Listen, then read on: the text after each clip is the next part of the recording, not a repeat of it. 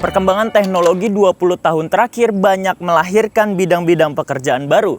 Namun di bantaran Sungai Cisadane, Kota Tangerang masih ada pekerja konvensional, yaitu para pencari cacing sutra. Profesi ini hadir di bantaran Sungai Cisadane sejak tahun 1993, digeluti hampir 40 kepala keluarga yang sudah tinggal belasan hingga puluhan tahun di kampung yang diberi nama Kampung Cacing.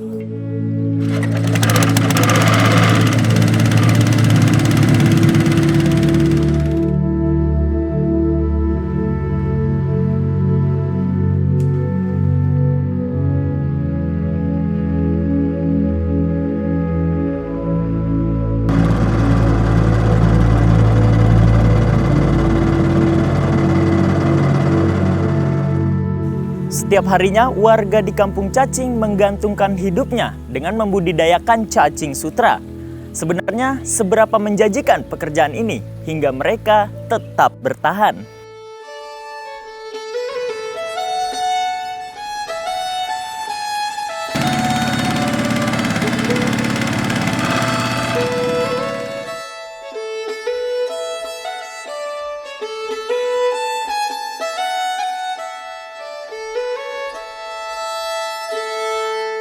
Untuk mengenal Kampung Cacing lebih dalam, kita dengar kesaksian hidup Bapak Ius sebagai seorang pengepul cacing sutra. Halo Bapak Ius, Halo apa kabar? juga, alhamdulillah baik, sehat.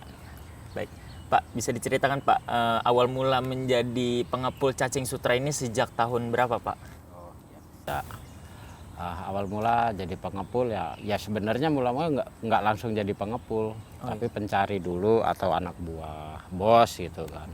Tahun berapa Pak itu awal mula awal jadi mulanya pencarinya? itu tahun 2000. Oh, tahun 2000. Nah, saya ikut bos sekitar 4 tahunan lah.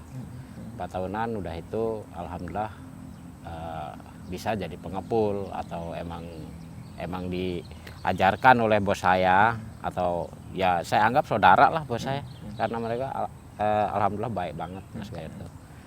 Padahal kita asalnya beda kan awalnya gitu.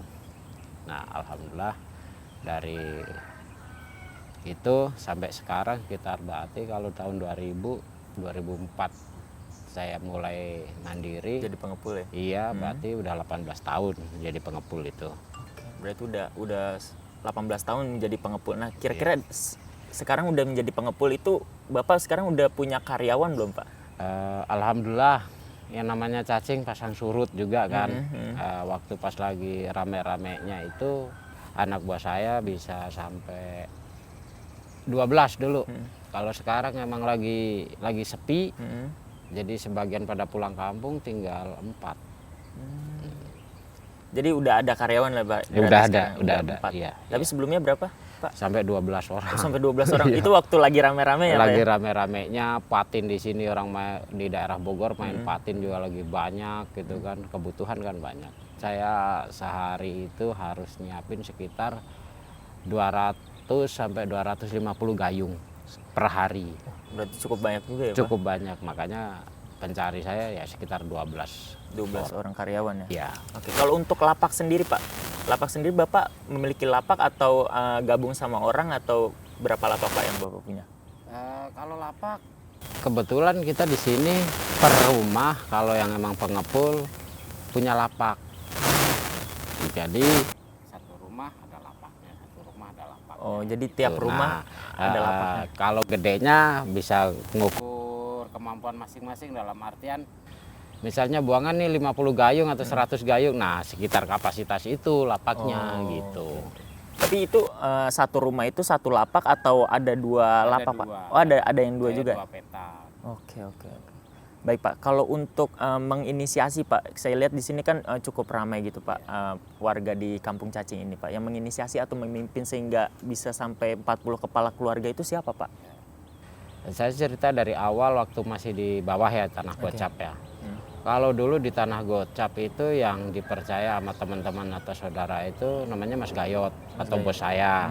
Nah, sejak 2017-an itu Mas Gayot karena mungkin udah usia juga nyuruh saya Yang muda-muda lah ya? Iya, yang muda-muda maju lah gitu, yang masih kuat fisiknya gitu, sono kemarinya gitu kan. Nah, alhamdulillah saya yang dipercaya.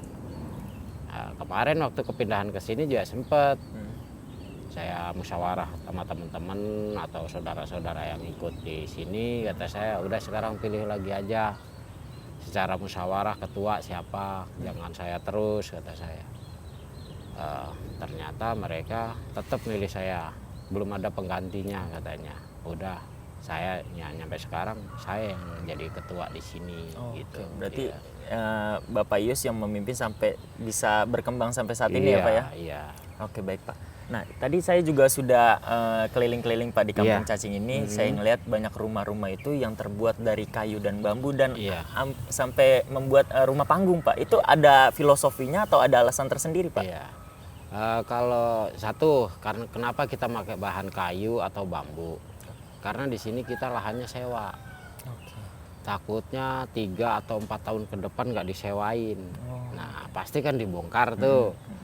Nah, kalau setelah itu bongkar kan pasti kalau kita bikin permanen juga namanya kita ngontrak kan nggak enak juga gitu kan. Emang anjurannya kayak begitu. Nah, yang kedua, kenapa kita banyak yang bikin panggung atau rumah panggung itu yang 80% ini di sini ini panggung.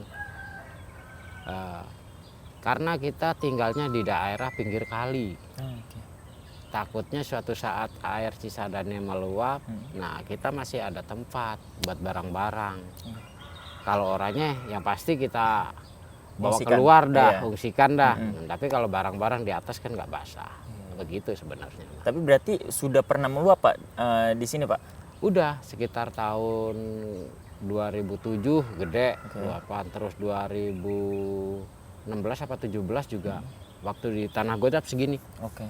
Nah, takutnya kan Tanah Gocap sama sini kayaknya debitnya lebih tinggi di sini. Iya, benar. Makanya kita Antisipasi. itu kita bikin rumah panggung gitu. Jadi karena adanya pernah kejadian banjir gitu ya Iya. Pak, antisipasi. Jadi lah udahlah kita bangun aja tuh rumah Iya, panggung gitu iya, biar begitu, biar iya. barang bisa diamankan gitu. Betul. Dan kalau misal banjir Pak, cacing-cacingnya itu dibawa juga apa di kemanain Pak? Kalau banjir ya kalau terlalu gede tetap hilang juga tetap sih. hilang? Iya. Berarti- Ya udah kita libur dulu atau ya libur di kala banjir paling sehari. Selanjutnya kan kalau di sini kan masih kandas tuh kalau banjir gede. Nah, kita nyari sampai kota, sampai Jakarta sono. Oh. Sampai Berarti tetap melakukan pencarian Iya, ya Pak walaupun tetap. banjir. Iya, walaupun banjir juga kan kita kan tuntutan kebutuhan, Iya, satu benar. kebutuhan kita sendiri, keduanya yang namanya ikan makan Iya. kan harus Harus, gitu. Makanya walaupun banjir juga di sini kita berusaha nyari ke daerah Jakarta. Kita nyari daerah Ciliwung, di ini apa belakang Cipto, terus sampai Kampung Melayu. Bahkan kalau emang lagi ada di BKT kita nyampe BKT naik motor. Berarti cukup jauh juga ya Pak sampai Lumayan nyari ke juga, BKT. iya.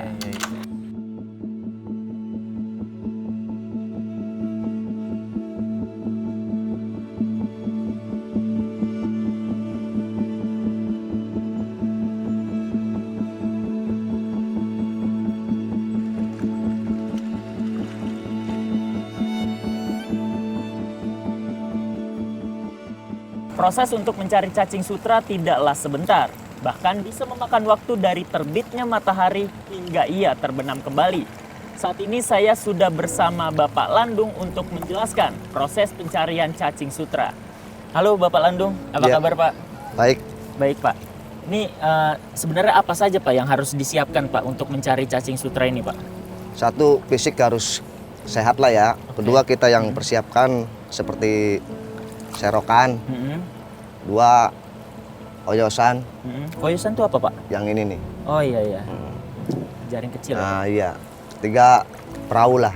Perahu pasti ya. Untuk mulai kita awal kebanyakan umum dari pagi jam 7 sampai dohor lah. Nah ntar istirahat. Kalau berangkat lagi mulai jam 2 sampai sore. Oh berarti 2 kali pencarian 2 ya Pak? kali. Oke. Pak, kira-kira ini memulainya itu dari tahun kapan Bapak mencari cacing sutra ini Pak? Kalau dari Bapak mulai dari tahun 90-an. Nah setelah gitu saya ikutan dari Bapak mulai tahun 2000-an lah. Berarti sekitar 22 tahun ya Bapak udah mencari cacing sutra ini ya Pak? Kurang lebih. Terus sehari itu bisa dapat berapa Pak? Kalau lagi beruntung kita 10 gayung lah. Hmm, Itu 2 kali penyarian. lumayan juga. Apakah itu mencukupi Pak untuk kebutuhan Bapak sehari-hari Pak? Ya yang saya bilang tadi, kalau manusia ya dibilang nggak cukup, nggak, cuman kita syukurilah apa adanya gitu. Kemudian nih Pak, sebenarnya kalau Bapak mencari cacing sutra ini ada titik-titiknya nggak sih Pak? Terus kalau ada itu ada berapa titik Pak? Sebenarnya nggak ada titik, cuman kita hanya feeling. Oh, feeling ya? Ah. Nah, di situ keberuntungan. Kalau lagi nemu bagus, kalau nggak nemu ya nggak ada gitu. Jadi tergantung apa Pak? Cuaca, apakah arus air, apakah ada ketergantungan Pak? Ya, 1 cuaca, 2 arus air. Kayak alam juga gitu kan, nentuin juga dia. Biasanya kalau untuk yang banyak-banyak cacing itu di cuaca yang apa, terus arus airnya tuh seperti apa Pak? Kebanyakan sih arus sedang, terus hujan lah gitu. Oh, hujan justru banyak ya Pak Iya, ya? ada. Oke. Terus Pak, ketika anak cucu Bapak nih Pak, untuk anak cucu Bapak ini apakah akan diteruskan Pak? Apa punya harapan lain Pak untuk anak cucu Bapak? Kepengen orang tua untuk anak lebih baik lah daripada orang tua gitu ya, ke depannya gitu. Ya mudah-mudahan bisalah keinginannya lebih bagus daripada orang tua gitu.